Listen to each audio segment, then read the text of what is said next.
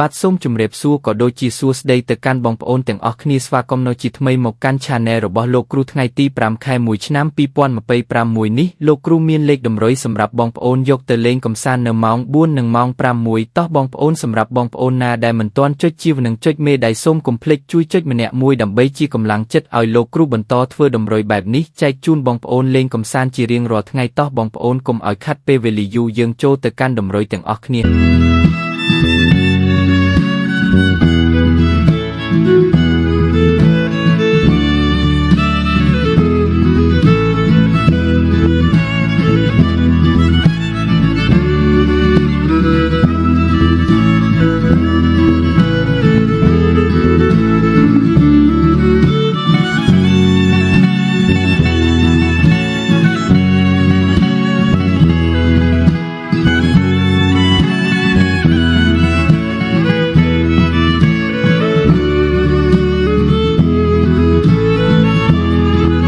ហើយនេះគឺជាតម្រុយដែលលោកគ្រូបានត្រៀមទុកសម្រាប់បងប្អូនលេងកម្សាន្តចុងក្រោយនេះលោកគ្រូក៏មានតែពាក្យជូនឲ្យបង